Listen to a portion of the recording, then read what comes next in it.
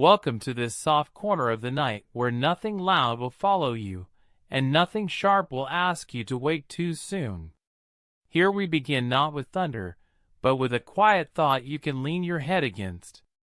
Tonight we will wander into the life of a star not with a shout, but with a hush, and let its slow sadness drift into your thoughts, like a whisper you almost forgot. You may notice as you listen that your breathing softens, and your eyes remember how to close. This is not the kind of story that needs you to hold on tight. Instead, it asks you to let go softly piece by piece until sleep finds you where you are. Whether you are curled up on a bed that remembers your shape or lying on a couch where you promised yourself you would only rest for a moment, or sitting by a window watching a city hum itself to sleep, you are welcome here just as you are.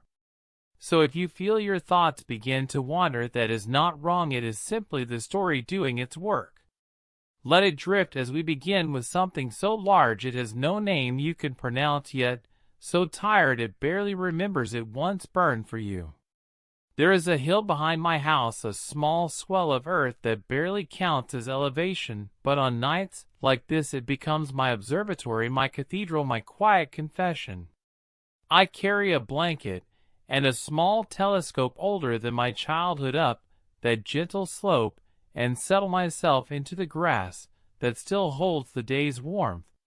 Above me the sky opens itself like an old book, every page dark but freckled with light that pretends to be patient. I find the star I want tonight by its shy flicker near a crooked branch that always points my eye true. This star has been here longer than this hill, longer than the tree, longer than my species, and yet tonight it is dying in a way so soft the sky does not flinch. I watch its faint shimmer and imagine the boredom inside it, hydrogen done with its playful collisions, helium crowding the core like old guests at a party that should have ended long ago. I think sometimes that we are not so different from this star when we feel our edges grow tired, when the old fuel runs low, when the warmth inside us becomes something heavier, slower, reluctant to leap. I press my eye to the telescope, and there it is, a dot, a pulse, a ghost of 1,000,000 years ago, because that light that finds me now left before my ancestors found fire.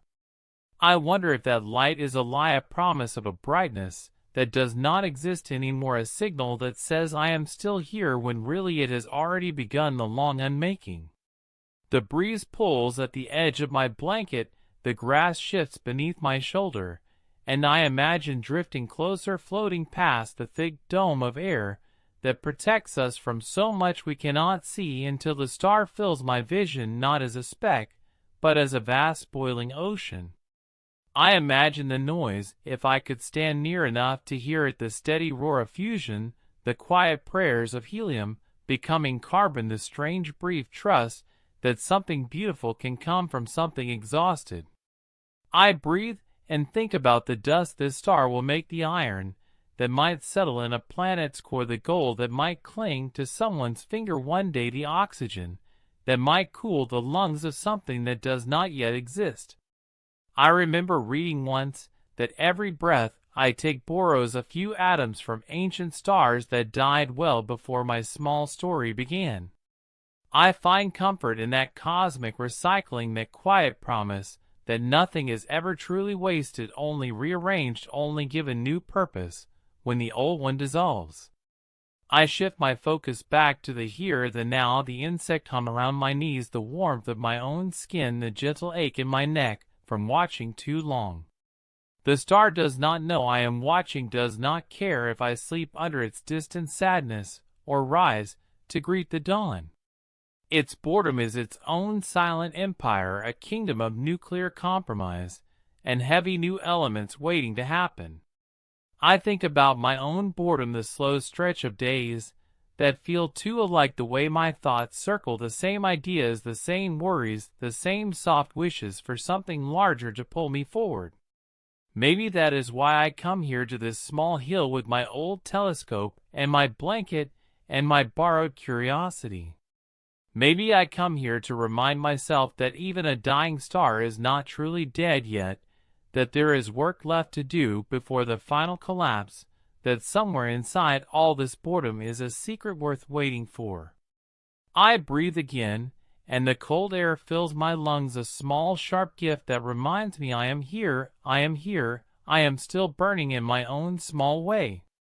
I close my eyes for a moment just to listen, not for the roar of fusion, but for my own heartbeat, the quiet pulse that ties me to this hill, this sky, this sad, patient star that will outlast me by centuries, but not forever.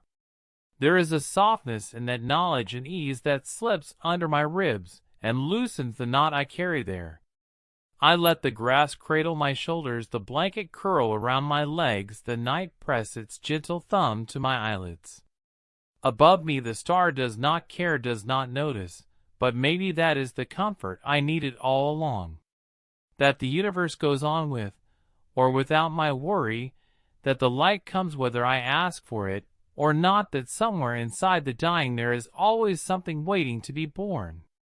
If I drift off now under the sky, it will not be because I have given up, but because I trust the dark to hold me the same way it holds the last sigh of a tired star. Tomorrow I might wake and worry again, might feel the edges of my life grow dull with familiar fears, but tonight I am just a watcher, a quiet witness to the slow sadness of a star learning how to leave without regret. I breathe, I listen, I wait.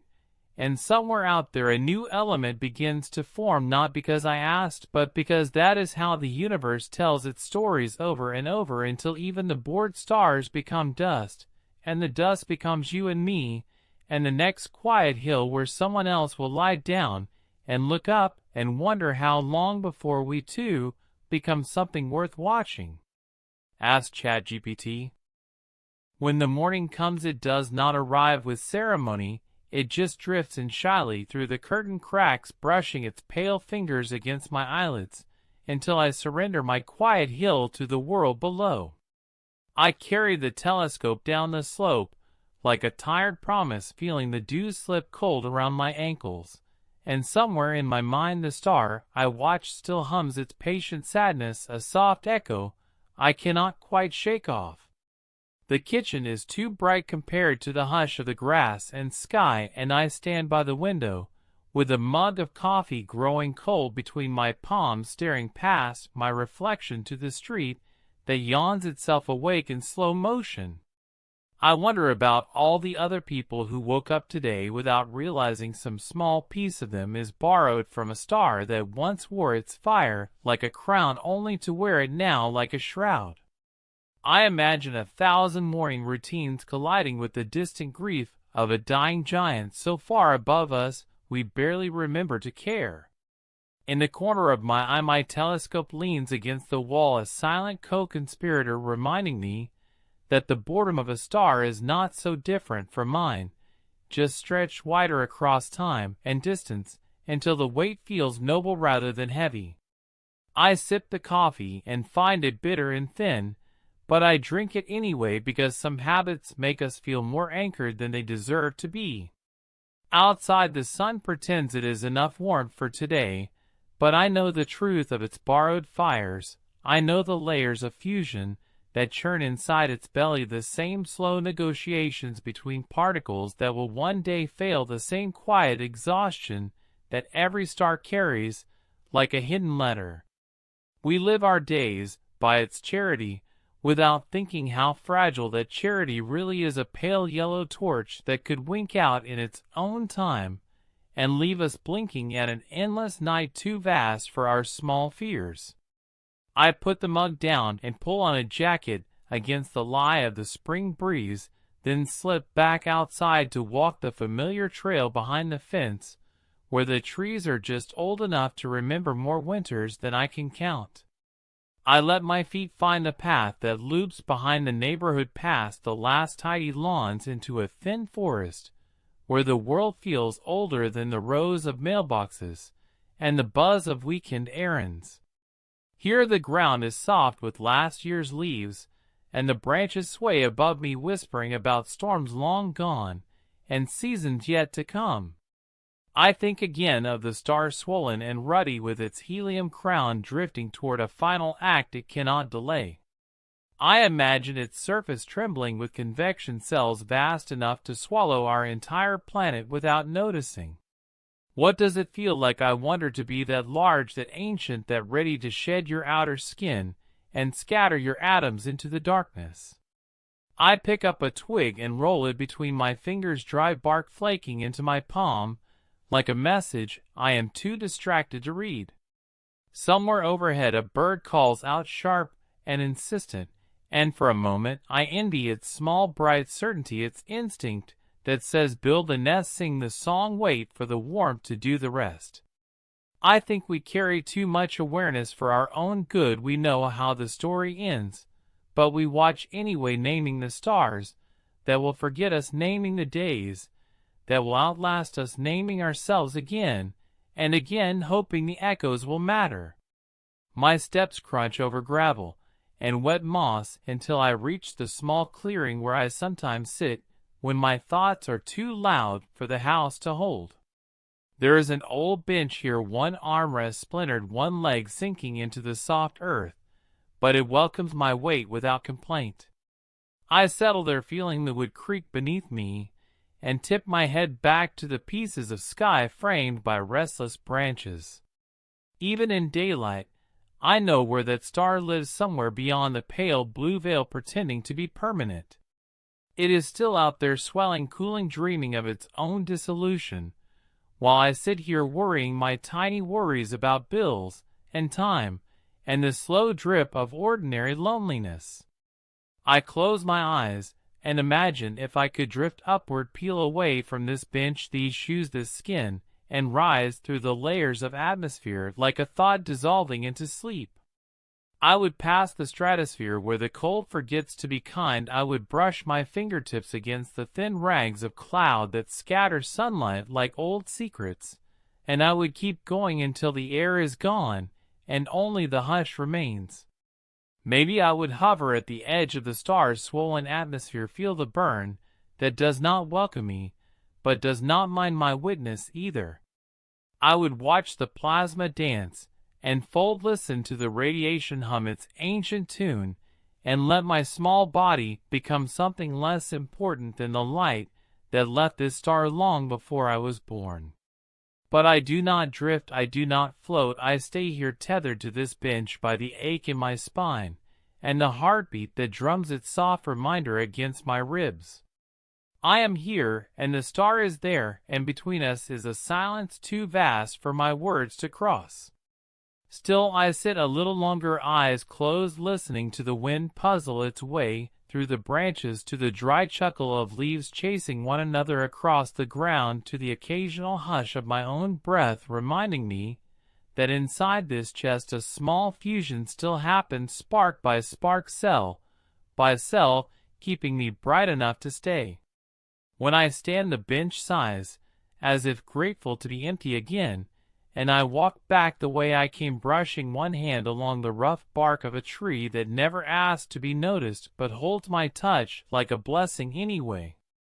Back at the fence line I pause to look over my shoulder at the forest, at the thin ribbon of trail that knows my footsteps by heart. The star is still above me, hidden by daylight, but alive in its patient grief, bored and bright in a way that feels strangely hopeful. I know I will return to my hill tonight, or maybe tomorrow, or maybe the next clear night, when the air feels like it wants to share its secrets again.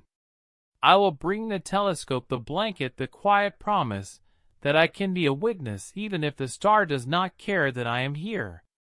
I will listen for its sigh in the hush between thoughts, and maybe if I am lucky, I will remember that all things tire, all things change, all things eventually scatter, and sometimes that is not sad at all, but just the way a star makes room for something new to find its own small place to shine. Ask ChatGPT. There is a small library not far from my street, an old brick building that smells like paper softened by decades of quiet breath and sun drifting through dusty windows. On days when my thoughts feel scattered like leaves in wind, I find my way there, drawn not by the books alone, but by the hush that gathers in the corners, by the soft understanding that here I can sit among sentences older than my parents, and feel my pulse slow its anxious beat. I stand at the astronomy shelf because that is where my mind drifts, lately pulled toward the vast and the distant, and the truths that outlive small worries. My fingers trace spines with faded titles that promise knowledge. I cannot hold all at once: the birth of galaxies, the dark matter that braids through everything, the math that tries to cage the wildness of light. I choose a thin volume about stellar evolution, its cover a dull blue, its pages smelling faintly of glue and old rain. I carry it to the window seat at the far end, where the sun falls in tired stripes across the cushion, and where the world outside goes on without asking me to keep up. I open to the middle, where diagrams live like secret maps, circles within circles, arrows pointing at equations I pretend to understand. Hydrogen fuses into helium, helium fuses into carbon. The chain continues heavier and heavier until the star can bear no more, and then it folds or flares, or both, depending on how massive its heart was to begin with. I read the same paragraph 3 times, letting the words sink like stones into water, watching the ripples reach parts of me that wake only when I am still like this. Somewhere above this library, the star I watch from my hill drifts through its final chapters, each atom inside it arguing quietly about what to become next. It is so easy to think of it as lonely a single point of flickering regret, but the truth is it is crowded beyond anything we can imagine, each particle pushing and colliding and transforming itself into the next moment's gift. I close the book for a moment and let my eyes find the outside world beyond the dusty glass. The trees along the street sway in a wind that carries the memory of winter, even now, when spring tries so earnestly to claim the daylight. People pass each other on the sidewalk, phones pressed to ears, voices caught in tiny arguments or declarations of love, or the small logistics that string days together. None of them look up, not at the pale blue sky, not at the invisible star shedding its layers in silence, not at the soft truth that they too are a chorus of atoms in constant negotiation. I wonder if I should be comforted or terrified that our lives hinge on the same quiet math that tells a star when to give up its warmth. Maybe both, maybe neither, maybe that is what makes life bearable: the knowing, and the not knowing, the science we can measure, and the wonder we cannot name. I turn the page and read about the shells that form inside a dying star, layers like the rings of a tree, but burning instead of growing, hydrogen still clinging to the outer edges, helium simmering beneath carbon, and oxygen forging themselves deeper still until iron appears and the core begins to understand its own undoing. Iron, the end of easy fusion, iron, the element that says enough iron, that will not yield more energy when forced to bind tighter. A star does not collapse because it wants to die, it collapses because the universe gave it rules that even heat and light must obey. The shell burns brighter, the outer layers puff into a red giant, a name too romantic for the reality of cooling gas and stretched skin. I imagine standing on a planet circling such a star, watching the sky turn copper at noon, feeling the heat swell the seas until they boil away, leaving nothing but salt scars and ghost oceans. Somewhere in that expanding shell new elements are born, gold and silver, and the calcium that will someday cling to someone's bones or teeth or fingertips. I wonder if the star feels pride in these last labors, or if pride is just our word for wanting to believe our endings have meaning. The librarian's footsteps drift by soft rubber soles over ancient carpet, and I catch her eye for a moment, a smile pass between strangers who share the same sanctuary. She does not ask what I am reading, or why my face is turned so far inward. She only moves past, leaving behind the faint scent of lavender and old coffee. I look back at the pages and think about my own shells, the layers I wear without noticing, the thoughts I let burn until they sputter out, the truths I bury deeper than the rest, hoping they will hold my shape when the lighter parts drift away. Maybe we are all small stars in slow surrender. Maybe we all fuse something bright inside until we cannot anymore, and then we scatter our stories into the people we love, the places we haunt, the quiet libraries that remember our hands turning pages. I close the book and hold it to my chest, feeling the weight of it, not heavy, but present enough to remind me that knowledge is only half the comfort. The other half is wonder, the part that does not care for equations or charts or the crisp lines of certainty. I slide the book back into its place between thicker volumes and trace my fingers along the shelf one last time, as if to say thank you to the words that did not judge my questions or my quiet drifting. Outside, the light has shifted, grown softer around the edges as afternoon begins its slow bow toward evening. I step through the door, and the world greets me with the same indifferent noise: cars rolling over damp asphalt, wind lifting stray leaves, children laughing at jokes that dissolve before they reach my ears. I carry the thought of the star with me down the street, tucked somewhere behind my ribs, where my own small fusion keeps the chill away.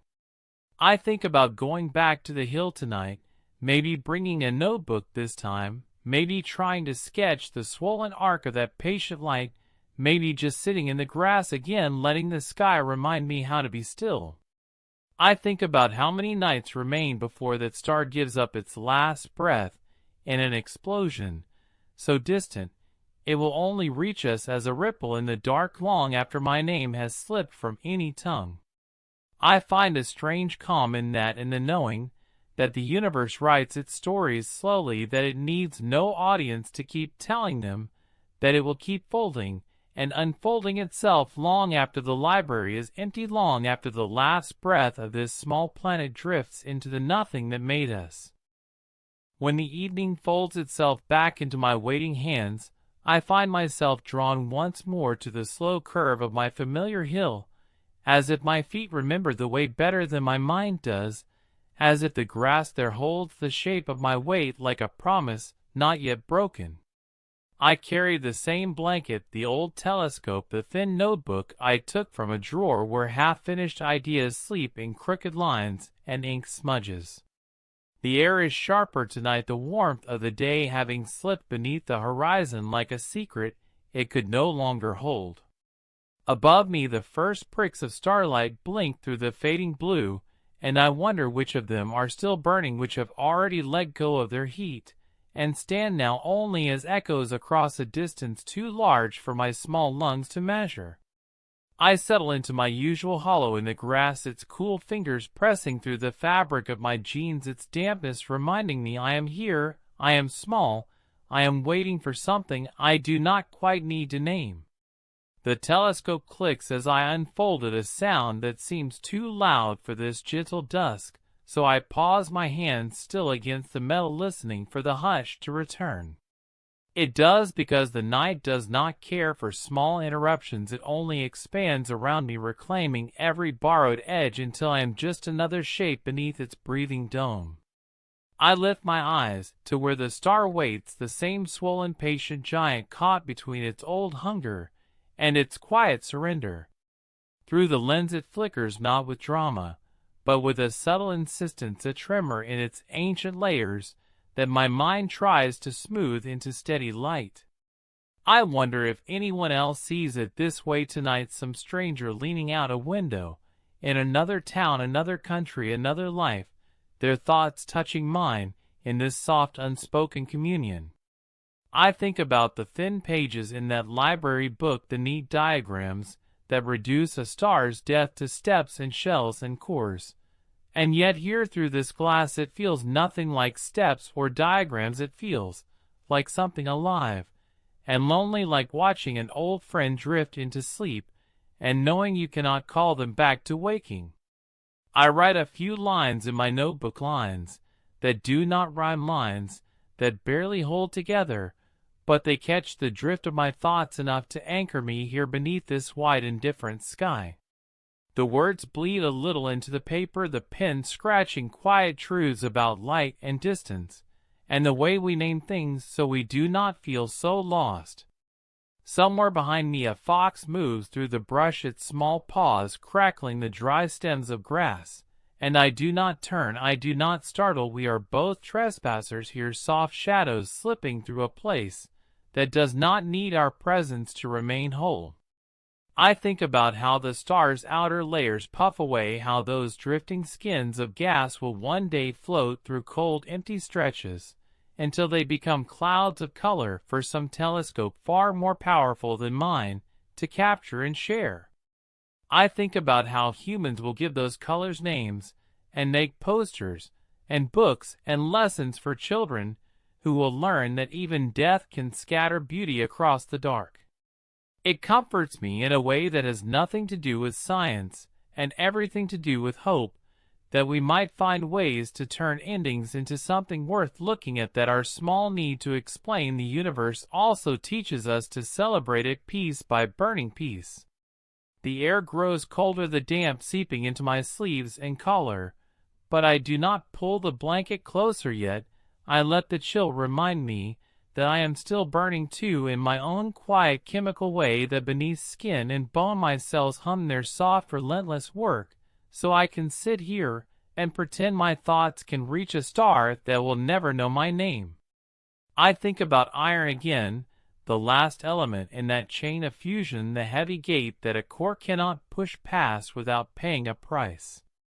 I imagine the moment it happens deep inside, where the heat collapses inward faster than thought, faster than regret, the core shrinking in on itself, while the outer layers fling wide a final bright gesture that says, "Look at me one last time." I wonder if our own endings are so sudden inside, if there is a moment when the core of us folds in on the memories we keep closest to our ribs, the secret hopes, the hidden loves, the unfinished words that do not scatter, but condense into something smaller than a heartbeat before the rest of us lets go. I write this thought in the margin of my page, a question more than a statement, the ink trembling as my breath catches in the cold. Above, the star keeps flickering, its boredom patient and unhurried, its light carrying stories it cannot tell, the fusion still working its equations until they solve themselves with or without my watching. I tilt the telescope slightly, tracking the drift as the earth wheels me away from this precise alignment, my small reminder that I am not still even when I pretend to be. The ground beneath me moves, the air above me spins, the star expands and cools, all of it happening at once in a vast soft machinery that cares nothing for the fragile words I scribble in the dark. My legs begin to ache from the cold, the grass pressing damp into my jeans, the edge of my boot brushing against the notebook where my half-shaped thoughts rest. I close my eyes for a moment, the telescope a gentle weight against my shoulder, and I listen for the distant hum of traffic from the highway beyond the hill, a sound that ties me back to the life that waits when I climb down from this small observatory. I think about tomorrow's errands, the unanswered messages, the dishes left in the sink, the bills that wait in their neat envelopes, all the small gravity that pulls me inward again when the stars become too much to hold. And yet here in this breath between what was and what comes next, I feel something loosen, a knot that does not untangle but sighs into a softer shape. I open my eyes again and catch one last glimpse of the star, its faint pulse more steady than before, or maybe my own heartbeat has learned to match its rhythm for a moment. I fold the notebook against my chest, the pages warm from my palm, and pack the telescope with slow, careful hands, as if I am folding up the sky itself and promising to keep it safe until tomorrow.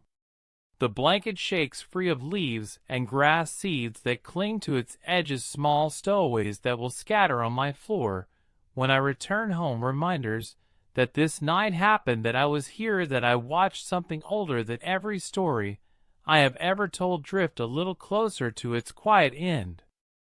I wake before dawn not because an alarm calls me, but because something inside stirs against the dark, as if my mind has decided without asking that it wants to see the sky before the sun reclaims it.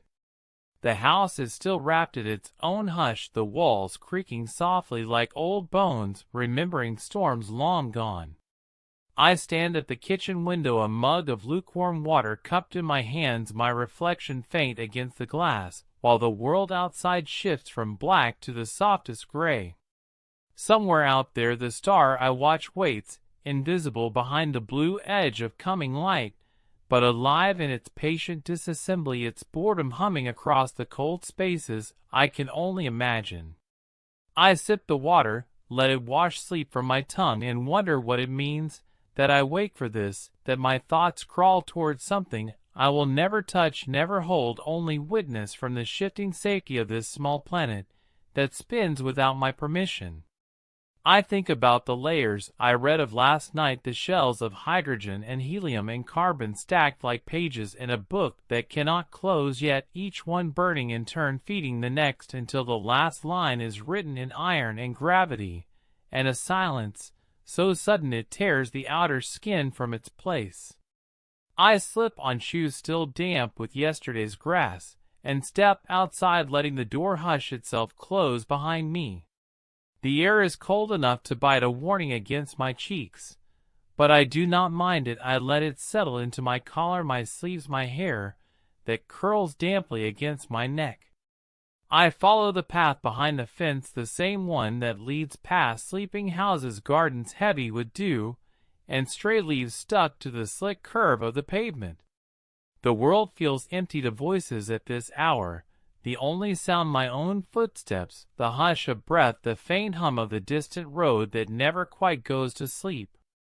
I think of all the people dreaming behind curtained windows, warm under blankets that know their shape, and I wonder what their dreams hold, if any of them drift toward the sky, or if they stay tethered to kitchens, to doorways, to the familiar weight of mornings that ask so much. I reach the hill slower than usual, my legs not quite ready, but willing enough, my breath leaving small ghosts that vanish as soon as I notice them. The grass is slick beneath my shoes, and I feel the cold soak into my soles, but I keep climbing the slight incline that feels steeper in the dark. At the top I spread my blanket, even though the earth will claim its dampness back as soon as I sit. I set down my small thermos, a half-hearted promise of warmth, and lean back on my elbows, staring up at a sky that is already beginning to lose its darker colors to the soft push of dawn. I cannot see the star now, not truly. The sun's approaching presence washes it out, hides it behind a brightness that our eyes crave, because it makes sense of shadows. But I know it is there, bored and bloated, drifting toward an ending that will scatter its bones into places I will never know by name. I close my eyes and try to imagine what it would feel like to stand on the skin of that star, to feel the convection beneath my feet, the slow roiling seas of plasma that move heavier than any ocean we have ever named. I imagine the pull of gravity, so strong it would make my bones weep, the burn of radiation that would peel my thoughts from my skull before they could finish their sentences. I wonder if I would feel the boredom there, the exhaustion that comes from carrying your own heat for billions of years, only to know that the end is not sleep, but explosion, a final bright exhale that leaves nothing behind but the raw materials for someone else's story. I open my eyes again, let the early wind slip beneath my collar, and I think about my own shell of warmth, so thin, so easy to lose, so stubborn to rebuild. I wrap my arms around my knees and watch the edge of the sky catch fire with the sun's first careful promises. In the shifting pink and pale blue, I see the slow outline of branches waving their thin fingers against the light. Birds begin to trade secrets I will never decode, their small bodies so certain in their songs, so unaware of the ancient giant dying invisibly above them. I envy them for that, for their simple mission to find warmth, to find food, to find each other, to keep singing as if it is enough. And maybe it is, maybe they know better than I do that you do not have to hold the whole sky in your chest to be part of it, you only need to breathe, and let your wings remember the shape of air. I smile at this thought, a small curl at the edge of my mouth, that the cold does not steal. I think about the people I will pass today on the street, at the store, at the bus stop, their eyes flicking toward mine, and in a way each of us carrying small stars in our blood, our bones, our breath, and yet we rarely say it, rarely look at each other, as if to whisper, do you know, do you feel it too? Maybe that is why I come here, why I wake before dawn, and sit on damp blankets, and let the earth's chill remind me that I am breakable, that I am a brief warmth in the long cold. Maybe it is my quiet attempt to remember for all of us that we belong to a universe that makes and unmakes itself in beauty too vast for any one mind to hold alone. I pour a little coffee from the thermos, steam ghosting upward to vanish into the dawn, the taste bitter and thin, but real enough to anchor my drifting thoughts. I think about iron again, about how when the core of that star fills with iron, fusion stops paying out more energy than it costs. So the balance tips inward, the weight of all that burning collapses on itself, the final debt collected in a heartbeat that tears the outer layers away. I think about that debt, about what we carry inside us waiting for our own shells to fail, about how we pour ourselves into work, into love, into small bright moments. And when we are done, our atoms slip free to become rain or breath or soil or bone in someone else's quiet morning. I think about whether that is enough, whether that is everything or nothing, or something I do not yet have words for. The sun lifts itself fully above the horizon now, washing the last bruised colors from the sky, warming my face in slow, hesitant strokes. I pack the thermos back into my bag, fold the blankets still damp with the night's memory, and stand on legs stiff from cold and thought. I look once more at the sky, the star hidden now behind daylight's bold kindness, but I nod anyway, as if it knows I am here, as if it cares that I watched, that I wondered, that I offered a small witness to its tired glow. The wind tugs at my sleeves, urging me back down the hill, back to the waiting day. Sometimes in the middle of a day that feels too ordinary, I find myself searching for the star, even though the sun guards the sky with its bright possessive glare, and the blue dome above me hides so much that hums quietly just beyond my reach. I stand in line at the post office, my fingers tracing the edge of an envelope, as if inside it waits a secret too big for stamps and addresses to contain, and my mind drifts not to errands or the next small task, but back to that distant sphere of helium and carbon folding into itself like a tired heart. When the world is too loud, I retreat into that soft interior space where my thoughts orbit the truth that somewhere right now a giant is shedding its last layers, like a coat shrugged from shoulders that have carried too much for too long. I watch people shifting their weight, tapping phones, sighing at the clock, and I wonder if they feel it too, the invisible connection, the thin filament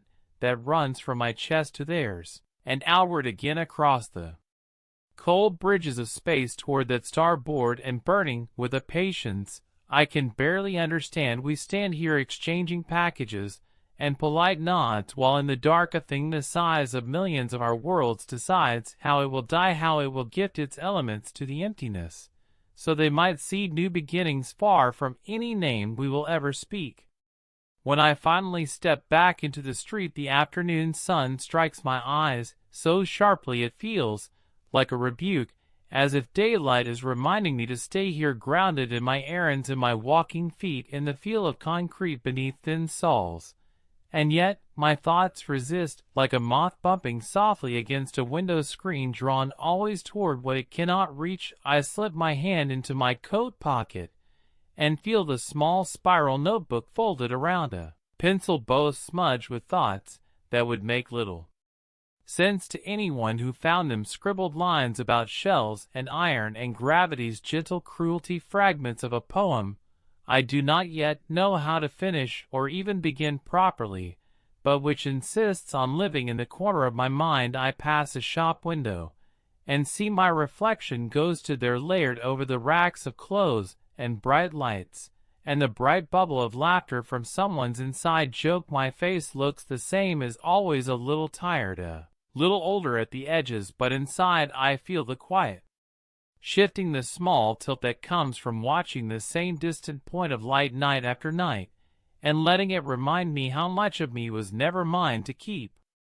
By the time I reach home, the sky has already begun its slow surrender to evening, the pale soft draining of daylight that feels more like an exhale than a disappearance. I place my errands on the table unopened, forgotten for now, while I stand at the window tracing the first timid stars with my gaze, wondering if tonight the clouds will hold back enough for me to see my old companion flickering there, waiting for my small borrowed eyes to find it. Again the sky darkens at the edges, spilling its ink, slow and certain, while streetlights blink to life below in orderly rows, pretending for a few hours that they can replace the real lamps that have burned above us since before our words were carved into stone or folded into paper.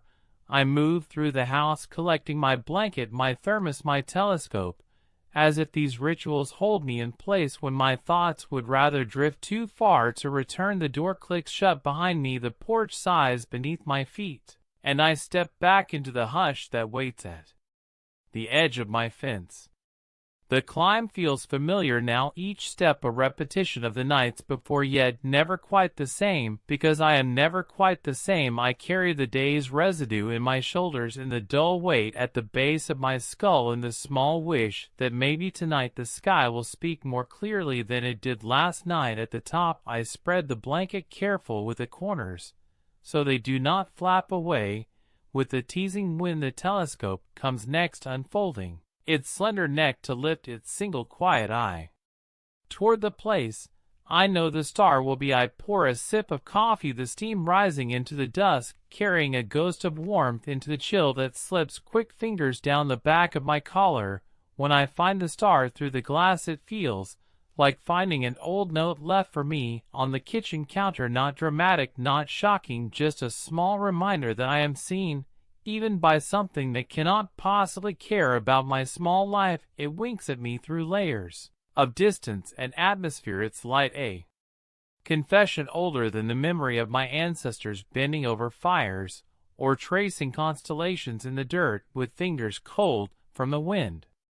I watch it pulse faintly, almost shy beneath the growing dark, its edges blurred by the imperfection of air and lens, but the truth of it is clear enough, the swollen outer layers drifting outward, the iron core whispering its refusal to burn any brighter, the promise of collapse waiting in the hushed space between now and whenever the balance tips too far to hold. I wonder what that final moment will be like, if the star knows it carries in its chest the seeds of 1,000 new stories, gold dust drifting to swirl in new atmospheres, carbon falling into new soils, iron sinking into the core of planets that have not yet learned to carry oceans or breathe storms across their own lonely plains. I lean back on my elbows, letting my eyes slip away from the eyepiece to the open sky, where other stars scatter themselves like crumbs for lost thoughts to follow. I imagine reaching up, trailing my hand across their cold shoulders, gathering pieces of them beneath my fingernails so I might plant them in the soft soil of my chest to grow something worth passing on when my own light goes out. The wind shifts, pressing the smell of dry leaves and distant chimney smoke against my skin, a smell that tugs at old memories I did not invite, but which settle anyway, a reminder that the ground beneath me is made of the same dust that once burned in places my eyes have never seen, the same dust that will one day carry the print of my bones long after my breath has joined the hush between galaxies. I think about how easy it is to forget that truth, how the buzz of phones and the flicker of screens can drown out the simple fact that our hearts are small suns, each beat a soft explosion, each sigh a signal drifting outward, even if no one is listening. I breathe slowly, letting the cold sting the inside of my nostrils. The next day carries itself on shoulders of soft rain tapping at the window glass, as if reminding me not to hurry, not to break the slow thread that ties my restless mind to the star I have made my quiet companion. I sit at my desk, the notebook open beside my cooling mug, the pencil balanced across my fingers, while the gray light outside folds the world into softer shapes. Each drop that slides down the pane feels like a word the sky wants to whisper, but cannot quite form. Somewhere beyond the clouded dome the star still burns, and its slow retreat still swells outward, with its drifting skins of gas, its iron heart pressing inward, with the calm certainty of something that has no need for hope or fear. I picture it out there hidden behind miles of vapor and wind, patient in its boredom, patient in its promise that even its end is just another beginning we will borrow without asking. I draw small spirals on the corner of the page, the line looping over itself again and again, like my thoughts, circling the same quiet question of why it comforts me so much to know that something so massive can surrender without noise, without protest, only a steady, bright unwinding that leaves behind the raw pieces for something else to stitch together later. When the rain eases to a drizzle, I slip on my shoes and jacket, pull the hood tight, and step outside, the air damp against my cheeks, the smell of wet earth rising to meet me like an old friend I forgot I missed. The street shines in patches where puddles gather light from windows, and passing cars goes through the mist, their tires hissing like breath against the softened pavement. I walk without thinking too hard about where I mean to end up, my feet following the slow curve of sidewalks, past hedges dripping with water, beats past the quiet hum of houses that hold their warmth tight against the damp. In my pocket, the pencil taps the side of my leg with each step, a gentle reminder that words are waiting somewhere up ahead, if only I can hold them long enough to bring them home. I find myself at the small park near the edge of town, where a single swing sways slightly in the wind, its chains creaking, as if remembering the weight of someone who sat there long before the rain began. I sit on the damp bench across from it, the wood cold through my jeans, but I do not mind it, because the chill reminds me I am here, real and breathing, and just small enough to watch the world without asking it to notice me back. Above, the clouds drift apart in places, thin breaks of bruised sky showing hints of what waits beyond this veil of weather, the star hidden there in its patient orbit, turning slowly toward its final bright sigh. I close my eyes and try to imagine the speed at which its outer layers move now, slipping away particle by particle into the emptiness that will cradle them without hurry. I think about my own layers, the things I shed without knowing, the words I leave unsaid that float behind me like threads too thin to tie back together. Maybe that is what draws me to the star, its honesty, its inability to pretend, its surrender, written not in sorrow, but in the clear language of fusion and collapse, a story older than any human grief. The swing squeaks again, pulled by a gust that carries the smell of wet pine and cold metal, and somewhere distant the faint echo of a dog's bark blurred by the damp air. I open my eyes and watch the swing drift back to stillness, the chain glistening with rain that clings to each link like tiny worlds suspended in the soft gray light. I wonder if any child will come here later, when the sky clears, to sit and pump their legs until the ground feels too far away to matter, their laughter rising above the rustle of leaves, their breath clouds against a sky that will one day swallow them too. I wonder if they will think about stars, or if they will simply trust the swing to hold them until gravity calls them home again. I smile at the thought, the small flicker of envy at how easily children believe the ground will catch them every time.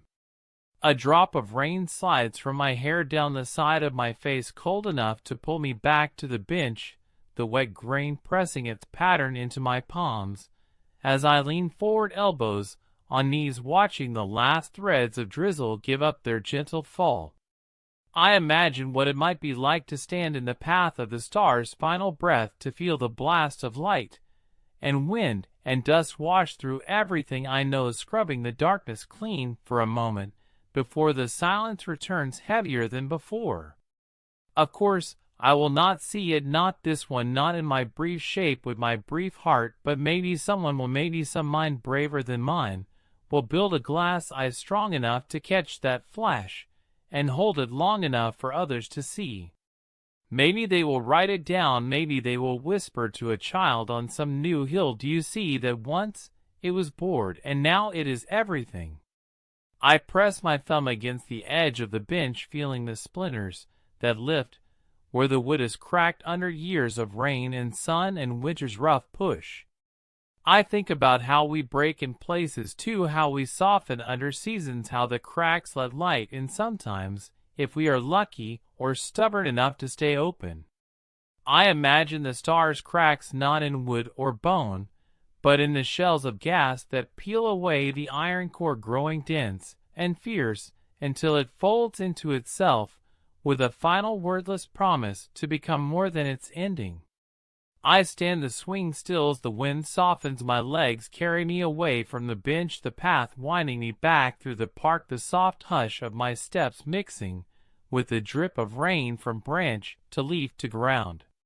By the time I reach my street, the clouds have given way to a dusk that looks more like watercolor than sky, bruised edges bleeding into softer shades, a single star winking through the pale cut of atmosphere, not the one I watch, but a sibling, perhaps a reminder that there are millions of endings unfolding at this very moment, each one a new beginning for someone or something that does not yet know it is waiting to be born.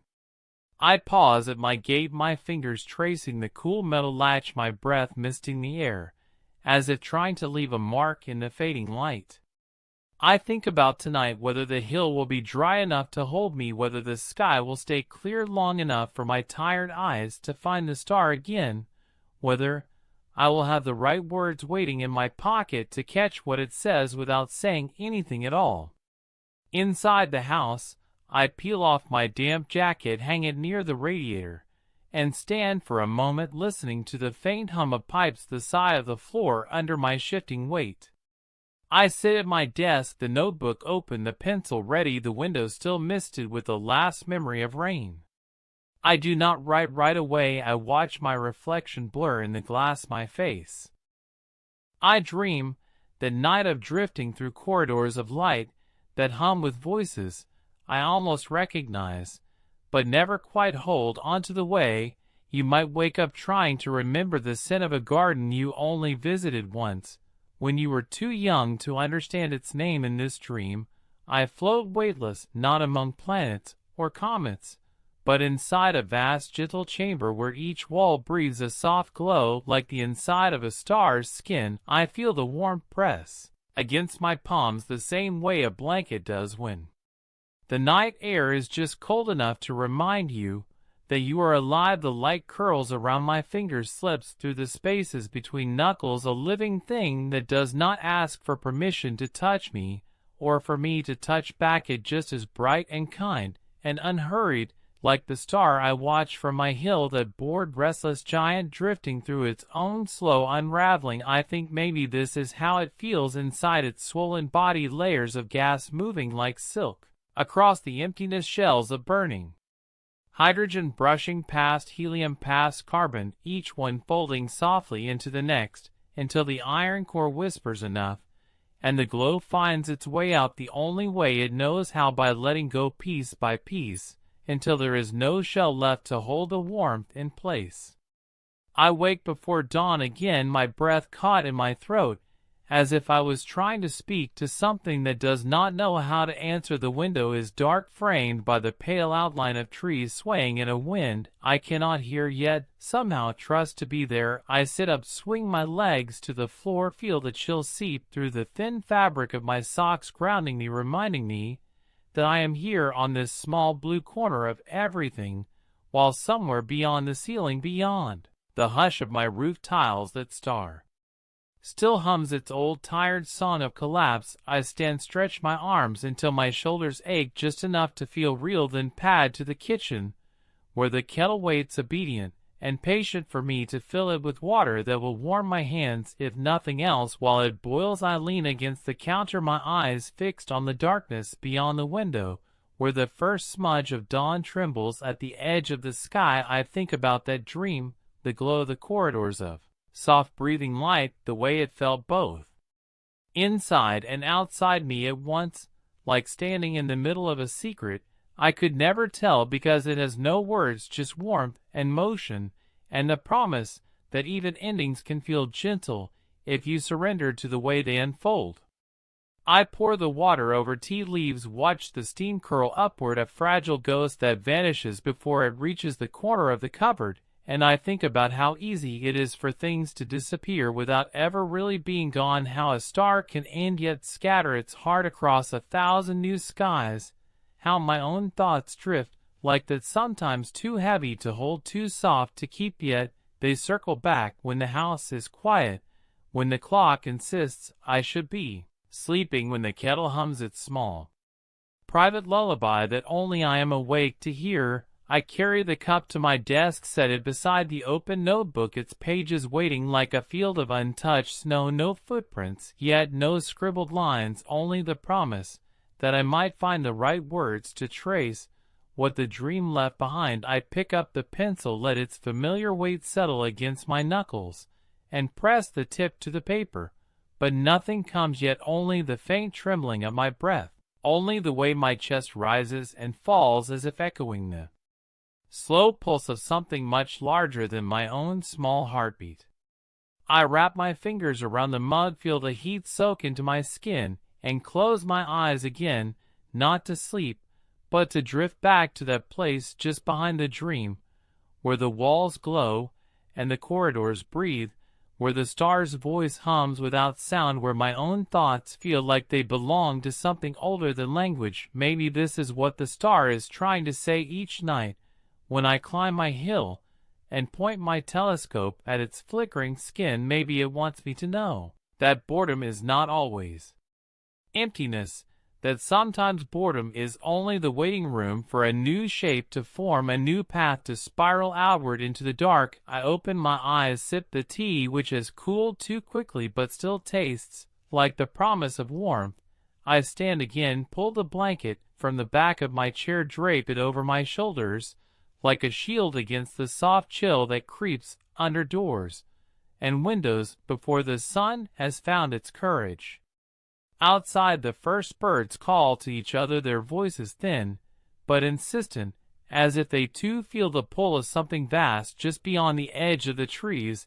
I step out onto the porch, mug in hand, the steam rising past my cheeks to catch the faint promise of dawn. The sky blushes its first colors, pale pink that bleeds into lavender, into the thin lingering blue of night's last stand. I look up, search for any hint of the star, but the light is too strong now. Or maybe my eyes are too human, too stubbornly fixed on this close horizon. I imagine it there, though, behind the veil, bored and burning its layers, drifting outward into the waiting dark, a silent promise that one day those drifting shells will meet the bones of planets not yet born, will nestle into the roots of trees that will push their way through alien soils, will swirl through the lungs of creatures that will look up at a different sky and wonder what secret burns behind those distant, trembling lights.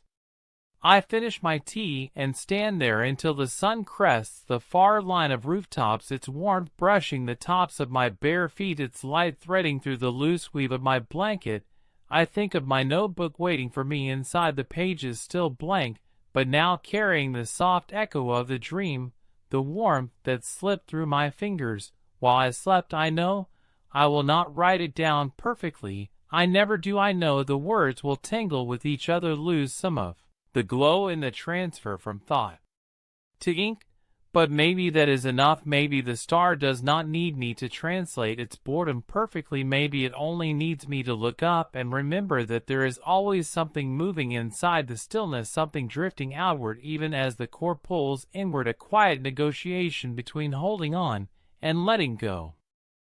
Later that afternoon, when the sun is at its kindest, and the wind has remembered how to whisper instead of shout, I find myself walking the long path behind the neighborhood that leads away from fences and tidy lawns, and into a stretch of field that used to be a farm before someone sold it to time and silence. There is a narrow dirt track worn by boots and bicycles, and the soft drag of animals passing through when no one is watching. I follow it, out past the last row of houses where the air smells like grass warming under a patient sun. The sky above me open and ordinary, but for the secret I keep tucked just behind my ribs, that above this blue dome drifts my old companion, bored and burning, turning its last patient circles, while inside its heart the iron core grows heavier than hope.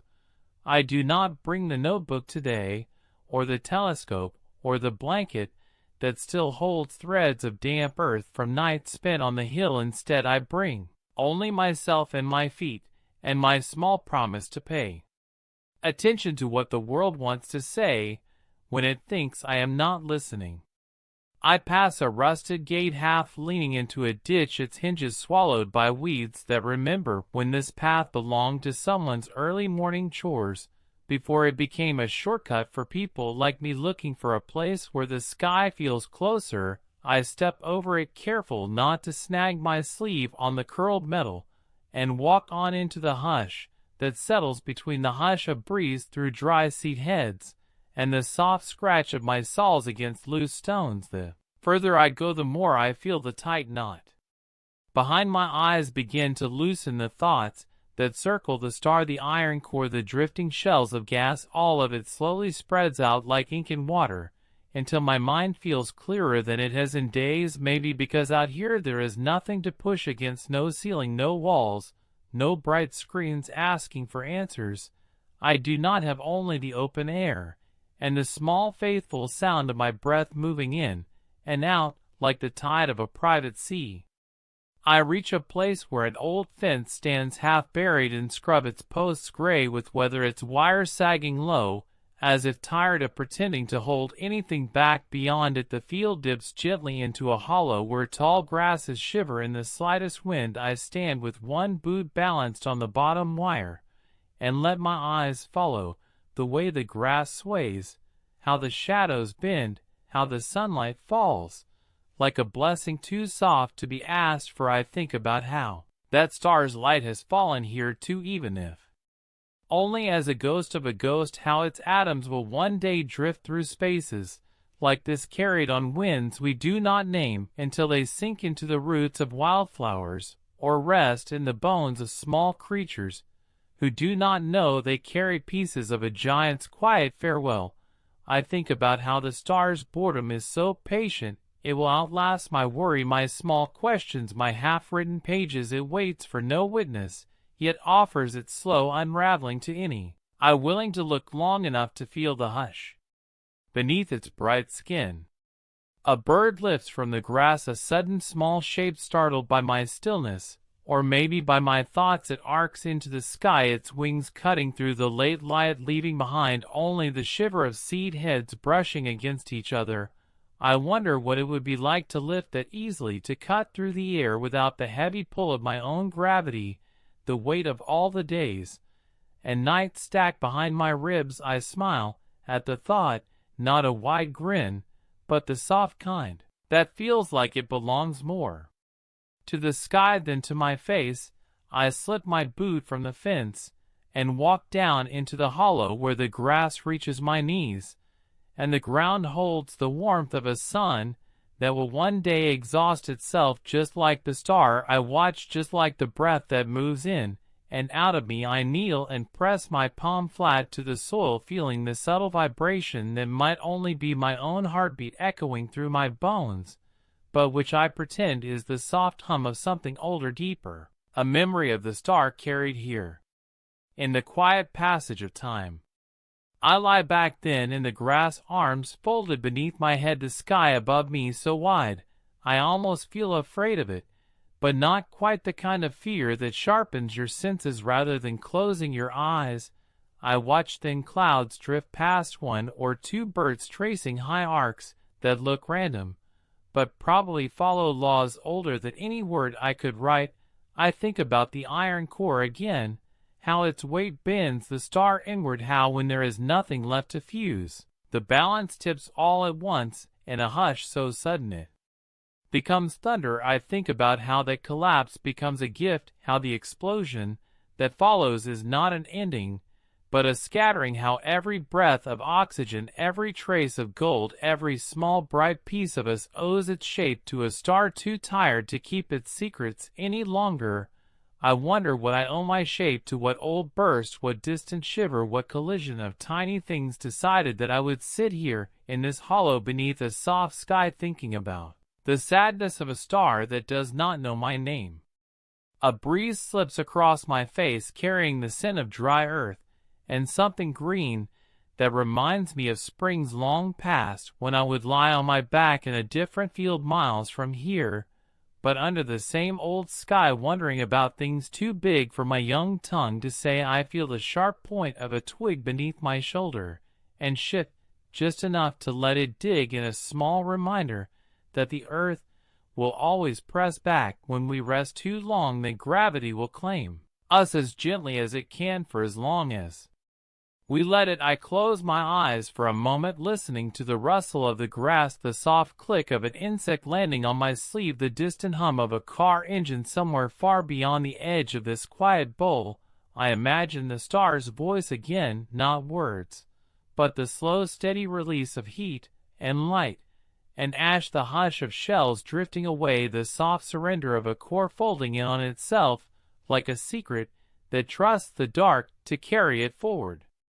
I do not know how long I lie there, time stretching thin and wide like the sky above me, until the breeze cools enough to remind my skin that evening is on its way. I sit up, brushing dry seeds from my hair, from the crease of my elbow, from the fold of my jeans. I stand and look once more at the dip of the field, the old fence, the gate leaning into its ditch, all of it a reminder that even the things we build to hold the world in place will one day bend under the slow, sure press of weather. Sometimes, when the night folds itself so tightly around my house that I feel like I am sitting inside the ribs of a sleeping giant, I light a single candle on the table by the window and watch its small flame tremble against the glass, as if it knows something I do not. This soft flicker feels like a kindred thing to the star I have been following all these nights and days, though the flame here breathes air, and the star breathes fusion and gravity and a secret longing to come apart. I rest my chin on my folded arms and listen to the hush between the walls, the sigh of the floorboards, the slow creak of the rafters when the wind slips its thin fingers under the eaves. These sounds remind me that even a house is a thing that shifts and settles, a temporary container for breath and thought and small flame. I think about the iron heart inside that far star, and I imagine if it could feel it might envy this candle its simple purpose to burn and die with no legacy beyond a curl of smoke and a memory of warmth. I trace my finger along the rim of the mug that sits cooling beside the candle, its steam long vanished into the ceiling where cobwebs catch the echoes of old conversations. I try to remember the first night I climbed the hill with the telescope, the first time I steadied my eye against the lens and let my pulse line up with that distant flicker. How strange it is that something so far away can become so much a part of my own days, that its slow unwinding sits under my ribs like a small stone, shifting whenever I breathe. I think of the notebook stacked in the drawer, pages filled with half-sentences, lines that do not rhyme with anything more than my own quiet questions, some of them no more than scribbled stars drawn in corners where my thoughts could not find words. Sometimes I wonder if the star itself is the true page, and I am just the pencil dragging lines that will fade long before its light does, even as it dies, even as it lets go of its layered coat and folds into something smaller than my eyes will ever see. The candle flickers, as if nodding in agreement or maybe protesting the draft that slips through the gap beneath the back door, I lean forward and breathe a little closer, watch the flame bend and dance gold and blue on its tiny wick, the shadows on the wall behind it stretching and collapsing in time with my slow exhale. I think about the shells of gas that drift outward from the star, how each layer peels away like an old thought that no longer serves a purpose, how the heavier elements weigh deeper inside, waiting for the collapse that will set them free. I wonder what my own layers are made of, which parts of me are drifting, which still cling tight to my bones, which will scatter when my own gravity finally gives up and lets the pieces of me fall back into the dirt where they came from. It should frighten me maybe, but it does not. It feels like a kindness to imagine that one day what holds me here will loosen, and the smallest pieces of me will carry on, as dust or breath or seed. I stand and stretch the muscles along my spine, complaining in small pops and sighs. The candle's flame holds steady now, the draft settled into silence. I pull the curtain aside, just enough to see the yard beyond the glass, the shadows of the fence, the pale outline of the path that leads toward the hill, and beyond that the darkness, where my star waits, invisible behind a layer of low cloud that drifts across the moon, like a thought refusing to finish itself. I remember standing on that hill the night. The wind tangled my hair against my cheek, and the telescope's tripod shifted just enough to make me curse and laugh at the same time. How I had whispered to the star, though it could not hear, that I would watch as long as I could, that I would keep it company even if it never knew my name. The absurd comfort of that promise lingers in my chest tonight, softer than fear, more certain than any prayer I have ever spoken. I let the curtain fall back into place, the window once more a dark mirror that shows me the candle flame doubled and my own face floating behind it. My eyes look tired, not from lack of sleep, but from carrying so much, looking up so often, trying to hold something too big inside a mind too small. I turn back to the table and sink into the chair, my legs folding under me, my hands curling around the mug, though it has gone cold, the rim rough against my thumb. I close my eyes and let the sounds of the night find me again, the ticking of the clock, the soft whir of the fridge, the occasional creak that could be the house settling, or some distant echo of the stars' soft sigh. I like to imagine the vibrations travel all this way, the final murmurs of shells drifting outward, the faintest tug of gravity pulling the iron heart tighter and tighter until the balance breaks and all the pressure becomes a gift to the dark waiting beyond. I think about how tomorrow will come with its small tasks, the kettle boiling, the dishes in the sink, the stack of letters that sit unopened on the corner of the shelf. I think about how when I stand in line at the shop or nod to a neighbor on the street, the star will still be unwinding quietly above the roofs, its boredom patient, its purpose hidden in plain sight. I wonder how many others feel it too, this invisible tether that hums through their thoughts when they look up for a moment while fumbling for keys or letting the dog out into the cold. I wonder if they sense it the way I do, that soft truth that every breath we take owes its warmth to an ending we did not witness, but which shaped us anyway. I want to ask them sometimes, do you know, do you see it too? But I do not. The question stays folded inside me like an old note kept in a pocket, worn soft at the edges, unread, but never quite thrown away. The candle flickers again, the wax pooling at its base, and a small dish chipped at one corner from an accident. I can no longer remember. I think about how we keep these small broken things long after they have lost their shine, how even cracked plates and faded mugs and half-burned candles carry the weight of our days in ways that new things never can. Maybe we are all just small flames carrying stories that will gutter out when the wick runs low, but while it burns, it holds the dark back just enough for us to see our own faces in the window, to see the reflection of a star we cannot name whispering its final thoughts into the vast hush that surrounds us. When the morning comes, it feels like a soft apology for all the hours I spent awake tracing thoughts along the edge of the candle flame, and the deeper flame burning far above this roof. I wake to a quiet house, my breath a slow cloud in the cool room.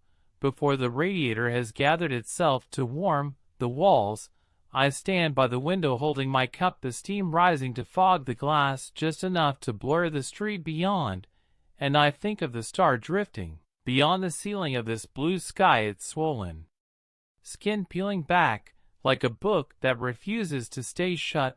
I think of the iron heart, now denser than any word I know how to hold, pressing itself tighter and tighter, until one day, not yet, but soon, it will say enough in the language only gravity understands, and all those drifting shells will flare outward, a last soft violence that leaves behind more than it takes. I press my palm against the window, the chill settling into my skin until I feel awake enough to know that I am here, that I am small, that my pulse is the same borrowed echo that moves through leaves, through branches, through the stones underfoot when I walk the hill at night. Today I dress slowly, letting my sleeves slide over skin still marked with a faint crease of sleep and the edge of dreams. I can almost recall dreams that taste like iron and drifting light, that sound like hushes folded into hushes. I step out into the morning, the air already brushed with birdsong, the streets damp with the memory of last night's mist. I do not bring the telescope or the notebook, I bring only my quiet attention and the small promise I keep tucked behind my ribs to keep looking up. Even when the sky pretends it holds nothing but pale cloud, I follow the sidewalk, past hedges glistening with dew, past the neighbor's cat watching me with the same slow patience I have tried to learn from the star. I nod at it, and it blinks back as if we share some quiet understanding that all things come apart gently if you stand still enough to watch. By the time I reach the edge of the neighborhood, the sun has begun its climb through the thin cloud cover, its light pouring like spilled tea across the tops of parked cars and garden fences. I turn down the lane that leads to the old orchard, a place that remembers more than the houses built around it, remembers the rough hands that once tugged fruit from branches, remembers laughter, soft arguments, the hush of wind in the spaces between trunks. I step over the broken gate, my boots brushing fallen leaves that have begun to rot sweetly into the soil. Each step presses the scent of earth and memory into the air. I think about the star, about how even now its outer layers drift like these leaves peeling away from the living core to settle somewhere they have never known. I wonder where those shells will land when the final breath pushes them free. Maybe a nebula that will become a new cradle, maybe a scattering so thin that light years from now a scientist will catch their faint echo in a spectrometer and smile at the way endings fold into beginnings. I find my place beneath an old tree, its bark split with age, its roots pushing up through the ground like questions that no longer need answers. I sit with my back against its trunk, my legs drawn up, my hands resting on my knees. I tilt my head back so I can see the thin break in the clouds, the pale promise of sky where I know the star drifts out of sight.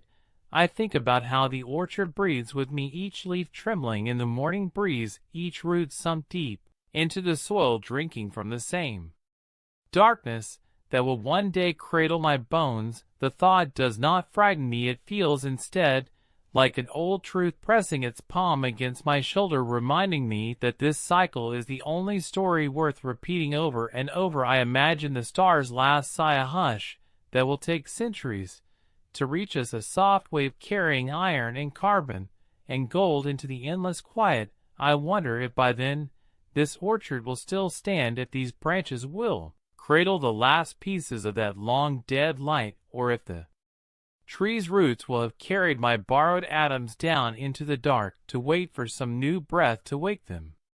I close my eyes and let the wind brush my cheek the way a mother might brush hair from a sleeping child's forehead, the same wind that once carried seeds to this orchard that now lifts the scent of damp bark and old leaves into the air. I think about the shells again, the layers burning outward, hydrogen to helium, helium to carbon, carbon to oxygen, the chain forging itself heavier and heavier, until the iron core says stop no more, and the star bows to the rule it cannot rewrite. I think about how our own hearts carry their small iron cores, the things we will not yield, the truths we fuse deep in the center of ourselves, and carry until the last breath shakes them loose, and they become something softer than memory, something small enough to drift through soil and sky and lungs without ever saying their name out loud.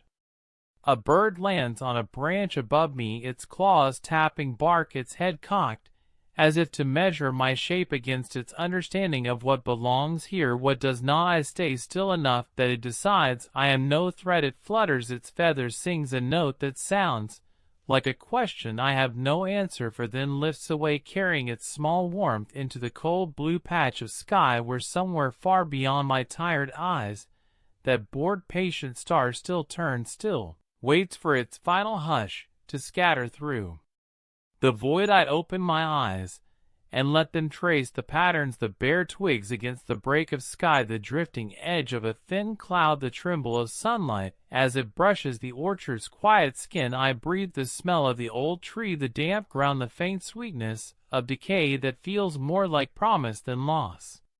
When I stand, the stiff ache in my knees reminds me how long I have sat in this, listening. The tree creaks as I lean my palm against its bark, as if to say thank you, though I know it does not need my gratitude any more than the star needs my watching. Still I offer it, because sometimes it feels right to place small words against old truths.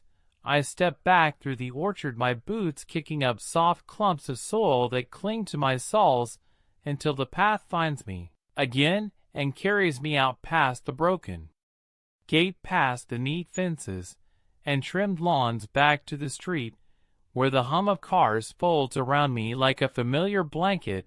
I do not rush, I do not glance down at my feet. I let my gaze linger on the pale bright shape of sky, and imagine the iron core humming its patient note far above me, folding the last of its weight into something smaller, tighter, more ready to break and bloom all at once. There is a quiet that comes only when the sky decides to clear itself after days of drifting cloud, a quiet so thin it feels like I could breathe right through it without disturbing its shape tonight. That quiet finds me standing at the edge of my small backyard, one hand pressed to the low wooden fence that leans ever so slightly toward the street, as if it too wants to drift away into the hush. I lift my gaze past rooftops and streetlights, past the faint flicker of a plane blinking its promise to arrive somewhere warm and safe, and there it is, the star I have made my quiet anchor, a dull throb of borrowed light, so ancient my breath catches every time I remember that what I see now is not what is now at all, but what was, what already slipped past the edge of what any single lifetime could contain. The chill in the air reaches my knuckles, presses through my sleeves, as if to remind me that I am small and warm and brief against the patient unspooling of that distant burning sphere. I think about how I spent the afternoon moving books from one shelf to another, dust lifting in thin lazy spirals, catching the window light like tiny drifting signals. It struck me then how we move our lives from place to place, pretending we are arranging the story, when in truth the story arranges us page by page, shelf by shelf, each line of dust a soft reminder that we are made of the same old matter that once circled stars just like this one. Bored stars, tired stars, stars that cracked open their cores so we could hold warm cups in cold kitchens and watch light drift across wood grain. I ran my finger through the dust across a forgotten cover, tracing letters that felt heavier than paper, heavier even than thought, because they carried the hush of every old ending, every quiet surrender, the same hush that waits inside that iron heart so far above my head. I shift my weight against the fence, its rough edge pressing into my palm, my breath drifting out in small clouds that vanish before they reach the street. The night holds a promise of frost. I can taste it at the edge of my teeth, a mineral bite that carries a reminder that even the ground needs to sleep, that soon roots will curl deeper and branches will pull their sap inward, waiting for the slow sun to find its courage again. I wonder if the star ever knew frost, or if it only knows burning and drifting, and the slow ache of becoming too heavy to bear itself. I wonder if that ache feels like my own, the quiet knot that settles at the base of my ribs when I stand too long watching the sky, pretending I can hold all this light without it slipping through the cracks between my thoughts.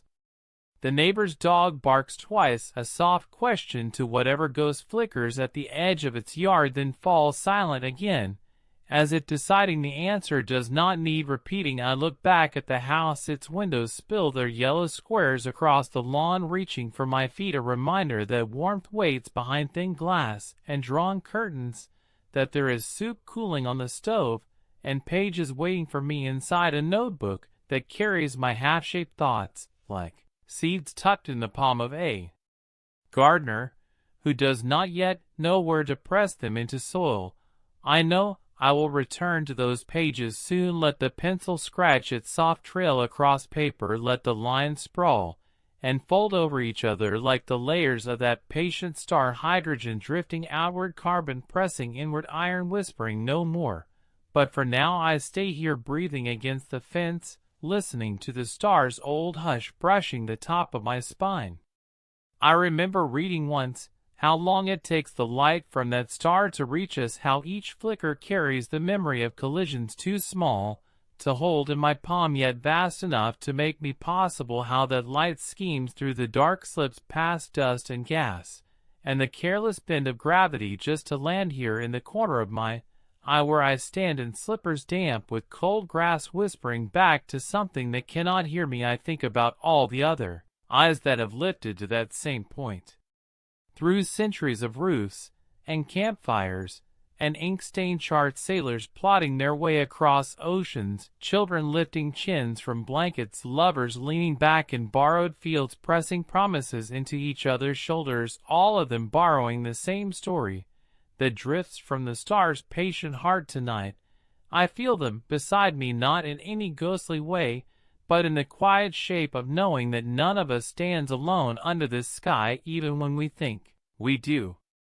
I lift my hand from the fence, my palm carrying the rough memory of wood and the colder memory of air. I stretch my fingers toward the star, not as if to touch it because I know better, but as if to remind myself that my own shape knows how to reach even if it never arrives. I let my arm drop and turn back to the house. The door creaks open with the same soft complaint it always gives, as if to ask if I have brought the cold inside with me. I have, in small drifts that slip from my sleeves and hair, that settle around my ankles and vanish into the warmth that greets me. I stand in the kitchen, where the soup waits, the spoon resting on its chipped saucer, steam winding up in thin threads that remind me of the soft trails my breath left on the fence rail.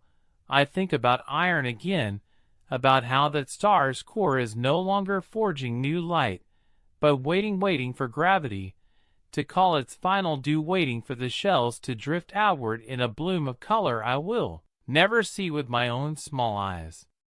I carry the bowl to the table, sit down, and wrap my hands around its heat.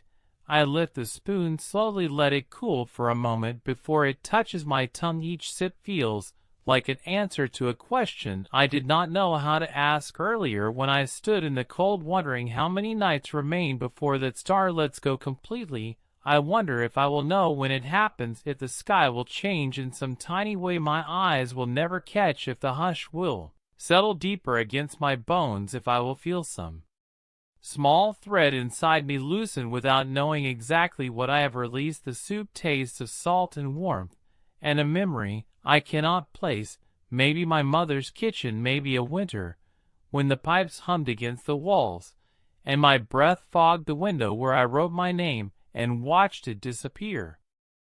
Sometimes in the middle of the day, when the sun leans through the kitchen window and lands warm across the table where my notebook sits unopened, I feel the hush of the star in the bones of my fingers, even when I am not looking at it or thinking about its drifting shells. I stand there watching dust shift in the light motes, floating like tiny seeds looking for somewhere soft to land, and I imagine each one is a piece of that patient sadness that once glowed at the center of something vast and burning.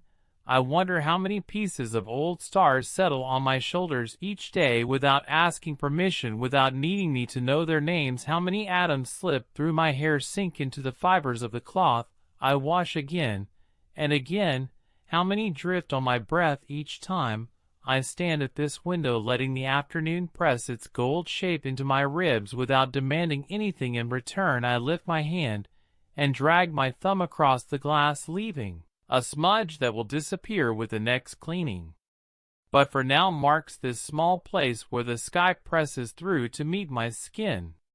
Today I do not climb the hill or lean on the fence. I stay here barefoot on the cool kitchen tiles, letting the tick of the clock sound like a heartbeat that does not belong only to me. I think of the star's heart, that iron core locked inside its own surrender, so much heavier than anything I can hold, yet somehow the same story. If I listen closely enough, the same hush waiting for release. I stand so still, I hear the pipes beneath the floor humming, the soft breath of water finding its path through the walls. Like a river threading underground, I imagine the core's weight pressing inward, forging its quiet rebellion against collapse until the balance tips and gravity folds its hands around what remains. I wonder if the star fears this moment, or if fear is only something we invented to name the knot in our own chests. When the dark leans too close, I rest my palm against the countertop, the cool stone anchoring me to this moment, this place, this small warmth that will one day drift outward too. Outside, a single leaf brushes the window, carried on a breeze so gentle it might be mistaken for a sigh. It sticks for a moment, trembles in the light, then slips free, spiraling down out of sight. I think of the shells again, the layers drifting away layer by layer like skin that knows when to loosen and fall back into the soil. Hydrogen to helium, helium to carbon, carbon to oxygen, and the heavy hush of iron that says enough, no more, nothing left to give. I think about what I give away each day, the hours I spend tracing thoughts on paper, the words I stack like small stones on the edge of a path no one else might walk. I wonder if this too is a kind of shedding, if each unfinished line, each half-whispered promise drifts into the quiet the same way a star's light drifts into the dark waiting sky. I fill the kettle with water and watch it shudder as it begins to hum, the lid rattling a soft pulse that reminds me of the telescope's old screws that sometimes shift when the wind crosses the hill just right. I see myself there for a moment, sitting cross-legged on the blanket, adjusting the focus until that distant point sharpens just enough to remind me how far away boredom can be when it burns that bright. I pour the water over the tea leaves, watch them swirl, darkening the cup with their soft unraveling, and I wonder how many times I have stood here watching this small swirl, imagining the same collapse so far away, as if each circle of steam might carry the hush a little closer to my waiting lungs. The door creaks behind me, and I glance back at the empty hallway, half expecting to see someone there, though I know the house holds only me and the soft echo of my own thoughts. I carry the cup to the table, set it down beside the closed notebook. I do not open the pages today. I let them rest heavy with half-shaped lines, the promise of more that does not need to be pressed out in this hour. Instead, I curl my hands around the cup, feel the heat settle into my knuckles, the steam brush my chin, and I think of the star's final exhale, the burst that will scatter its iron heart into a silence wide enough to catch every drifting shell. I wonder who will stand beneath that hush long after my breath is gone. Maybe a child walking across a field who lifts her eyes without knowing why. Maybe someone older than I ever get to be, sitting by their own window, tracing thoughts through dust motes, drifting in the same patient gold. A breeze lifts the corner of the curtain, a whisper of air that carries the smell of late afternoon dust and the faint sweetness of dry grass. I imagine standing on the hill tonight, the telescope cold beneath my fingers, the blanket rough with seeds that cling to its weave. No matter how carefully I shake it clean, I see the star there in my mind's I flickering behind a thin wash of cloud, the light older than the word for light, older than the quiet breath I push out each time I remind myself I am small enough to let this go. I see the moment when the core folds in on itself, iron pressing past iron, until the hush becomes too heavy to hold. I imagine the shells drifting through me as I stand there, my pulse sinking with the slow release of that final quiet promise. The kettle clicks behind me, the last ghost of its steam slipping into the air. I do not move to refill the cup. I sit still enough that I feel the warmth press out from my palms into the ceramic and back into my skin in a slow circle of borrowed heat. I think about circles, about how the star's life is not really a line with a neat beginning and end, but a loop that folds outward, each piece of ash and dust and carbon spinning into something new long after the first flare has gone dark. Maybe that is why I write these small lines in the margins of my days. Maybe that is why I stand at the window leaving thumbprints on glass. Maybe I am trying to remind myself that even a quiet life has gravity. Even my smallest hush will fold into someone else's breath when the time comes to scatter. I hear the soft tick of the clock again, the pipes whispering their hidden song beneath the floor, the cup cooling between my palms, the hush of the stars slow burning, drifting through all of it, though I cannot hear it with my ears, only feel it in the way my bones settle in the chair, the way my breath moves in the space between sips. I wonder if the star knows how often I have borrowed its sadness to quiet my own, how often I have imagined my small worries drifting outward like shells that no longer belong to this core. Maybe it does not matter. Maybe the lesson is only this, that each layer we shed makes room for the next, that even the iron heart learns when to loosen its grip. There is a certain kind of evening when the world seems to hold its breath, not because anything monumental waits just beyond the edge of the sky, but because nothing does, because the hush is enough on its own to make the air feel thicker, softer, more patient.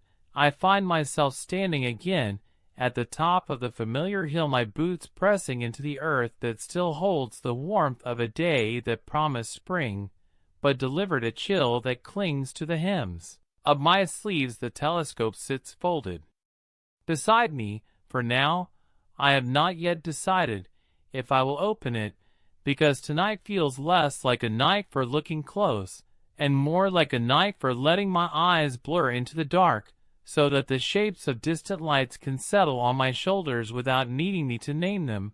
I pull the blanket tighter around my arms. My notebook rests beside my foot, half buried under a stray tuft of grass that brushes against its worn cover, as if the hill itself wants to read what I have left inside its pages. I tilt my head back and breathe in the pale scatter of stars, some familiar, some stranger, some surely gone, but lingering here anyway, like soft rumors that keep each other company. The star I have come to know is there somewhere, quiet as always behind the tremble of atmosphere and the polite interruptions of passing clouds. It hums its boredom in the space between my ribs. It reminds me of the iron heart still pressing inward, pressing tighter, folding itself into a hush so heavy that even light will bow to its weight. When the moment comes, I think about the collapse more than I should, how something so vast can become something so small in the end, not an explosion at first, but an implosion, a silent agreement between gravity and the last stubborn bits of fusion that refuse to go on pretending there is more to give. I wonder if we are like that too, folding inward when our shells can no longer hold the heat, tucking our soft pieces around the heavier truths we carry too deep to name. Sometimes I wish I could ask the star if it feels relief at the letting go, or if its ancient patience aches at the edges when the shells slip free.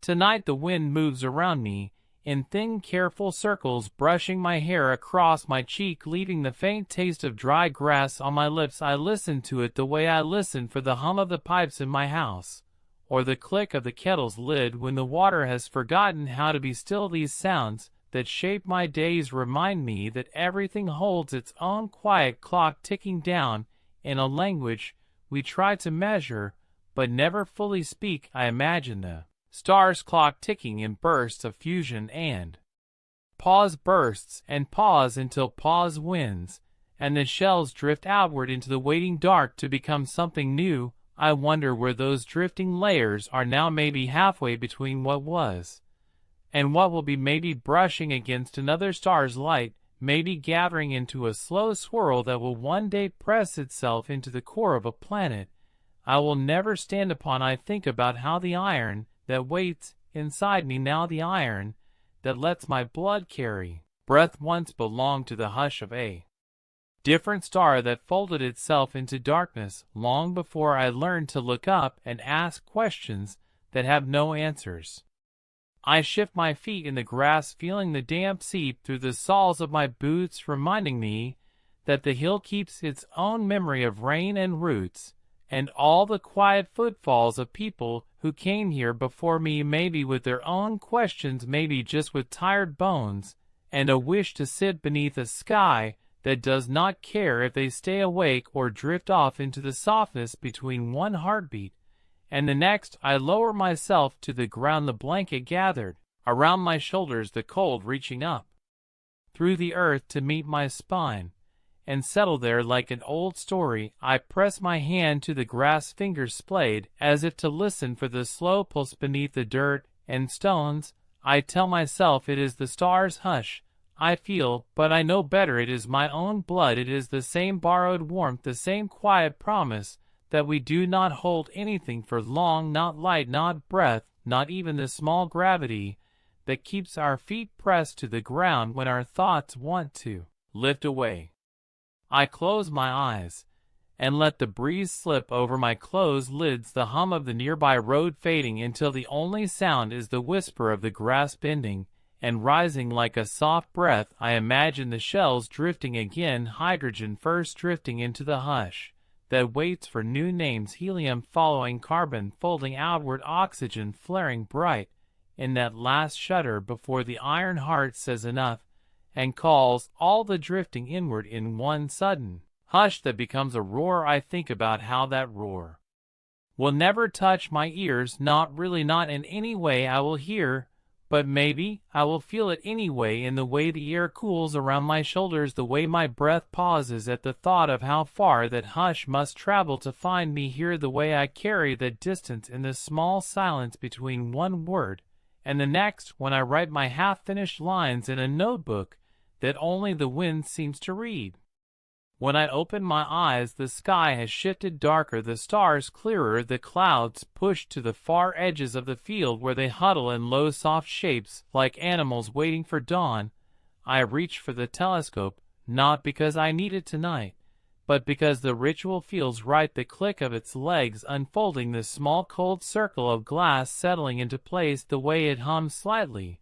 When I turn it toward that one steady flicker, the star holds its place, patient and bored as always, the same flicker that carries the weight of an iron heart that once burned wild with fusion, but now waits for the hush to claim it. I press my eye to the lens and watch the small trembling circle of light that holds so much more than it will ever say to me. I think of the layers again, the drifting, the waiting, the hush that becomes something new. I think about how one day someone else will stand here or somewhere like here, tracing the same flicker with their own tired eyes, wondering what it means to fold inward and scatter outward all at once.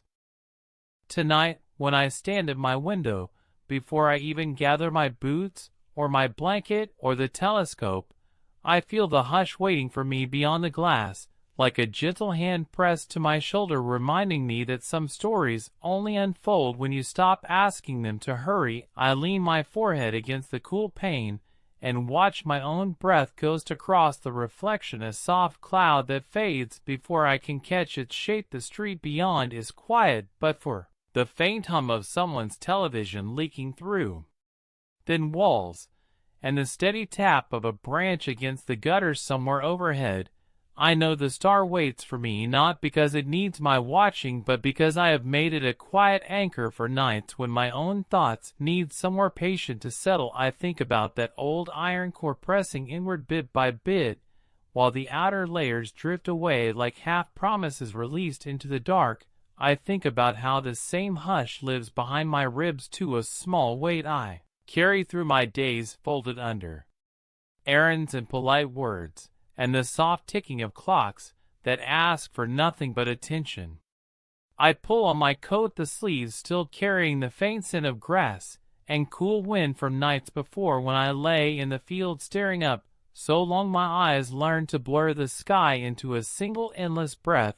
I slip my notebook into my pocket, though I do not know if I will open it tonight. Maybe the words will stay quiet, maybe they will find their way out later. When I sit at the kitchen table, my hand tracing slow lines under the lamp's tired glow. Outside the night greets me with its chill and its thin scattered chorus of leaves brushing across pavement. The fence leans, just as it did yesterday, just as it will tomorrow, each board holding the memory of hands that nailed it in place, the wood softening year by year under weather that does not ask permission.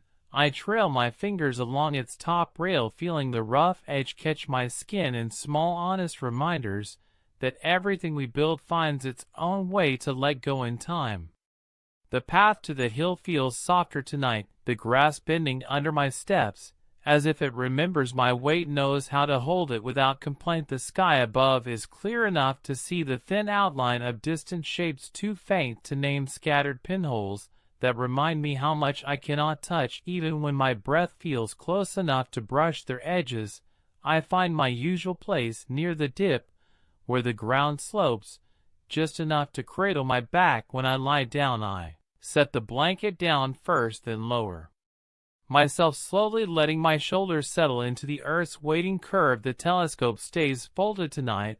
I leave it by my side, its quiet promise enough for now. My eyes need only the wide view, the soft wash of black stitched with drifting light. The star I follow hums somewhere near the edge of my vision, not the brightest, not the boldest, but steady and patient, a pulse I can borrow when my own feels too shallow to hold all my questions.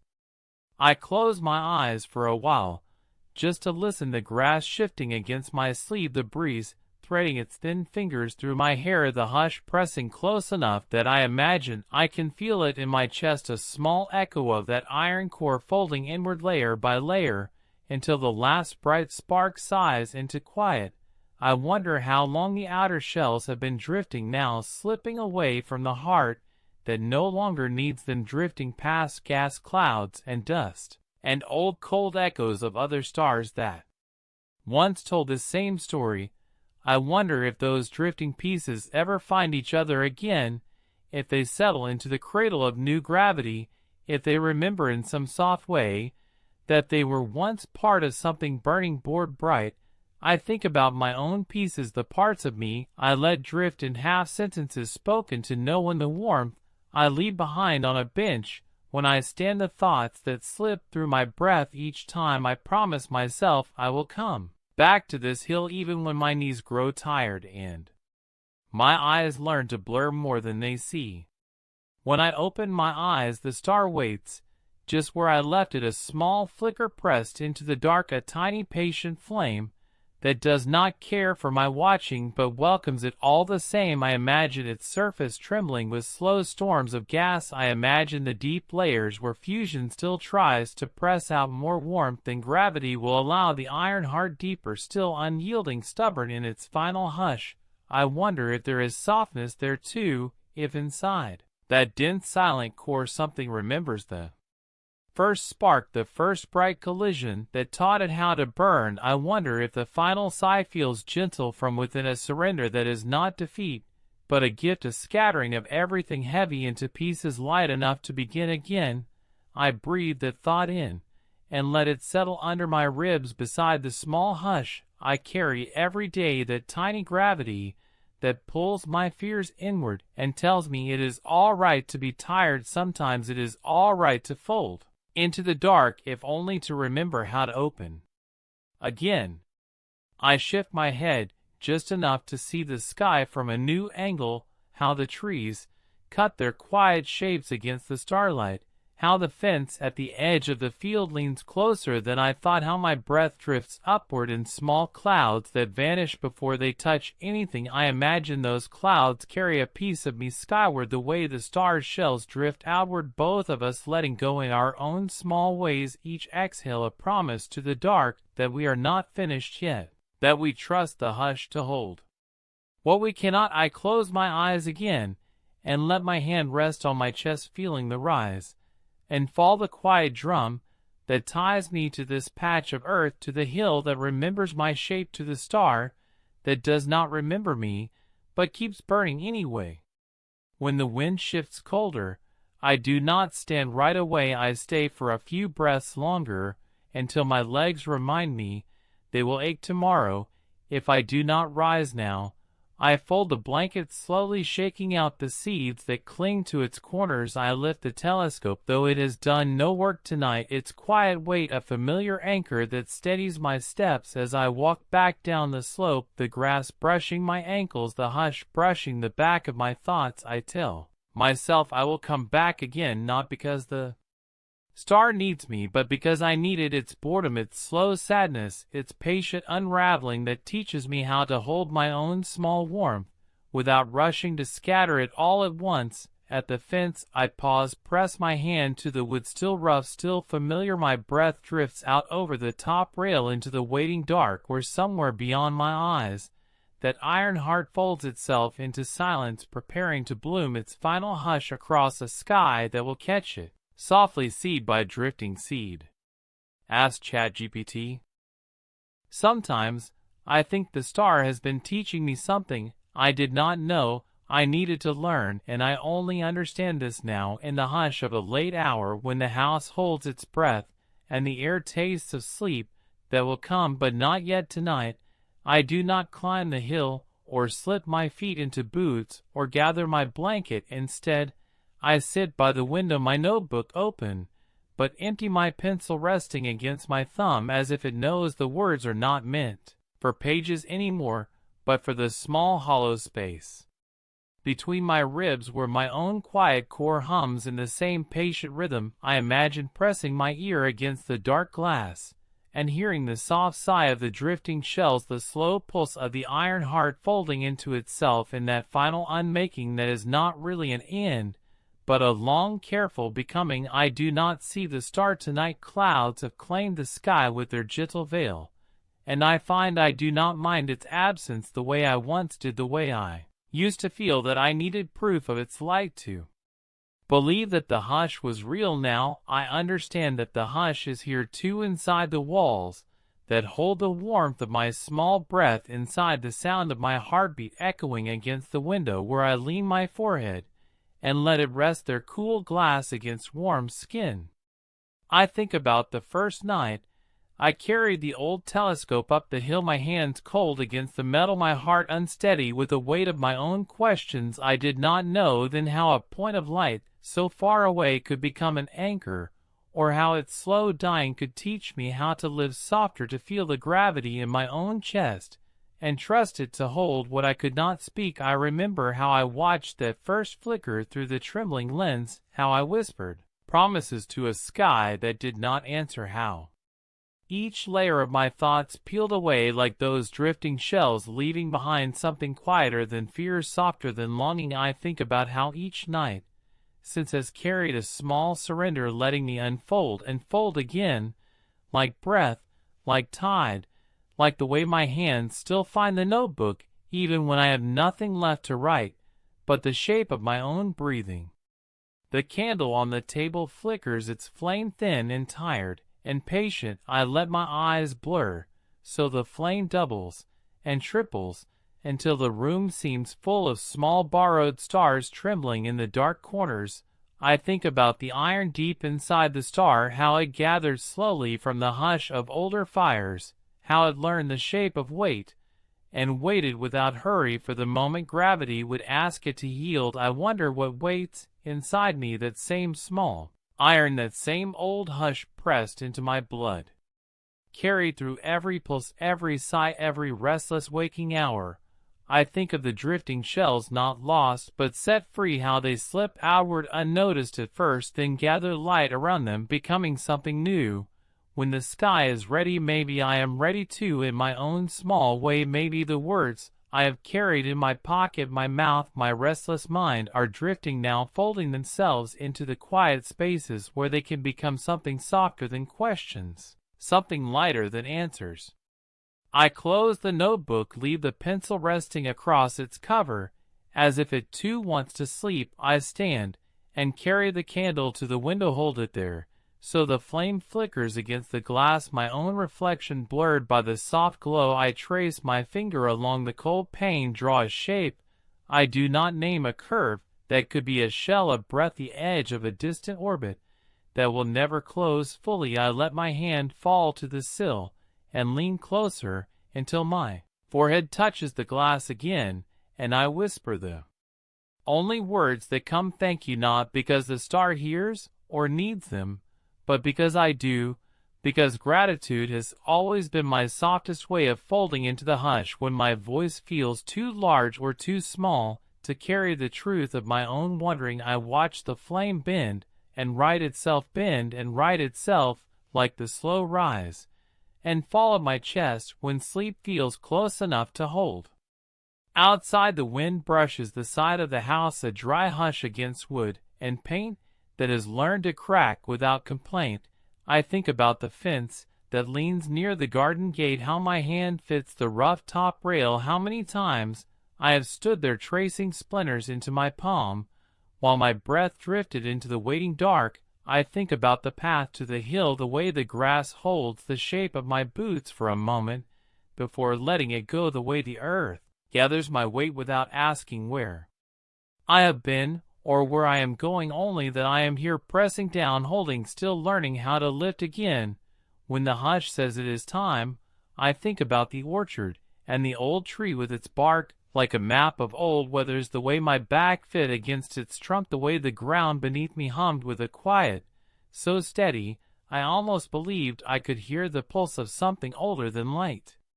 Tonight, I do not need the telescope or the hill or the orchard. Tonight, I understand that the star has always lived inside the hush I carry with me, the hush that waits in the gap between my thoughts, the hush that settles behind my ribs when the noise of my days grows too bright, too sharp, too loud to hold, the hush that reminds me how to breathe, how to stand, how to scatter what is heavy into the soft dark that will hold it when I am ready to let go. The star has taught me to see my own collapse not as loss, but as release, each old shell drifting away, a promise that something softer waits on the other side of the quiet. I stand here, candle flickering, the glass cold against my skin, the night folding around my shoulders like a blanket I did not know I needed.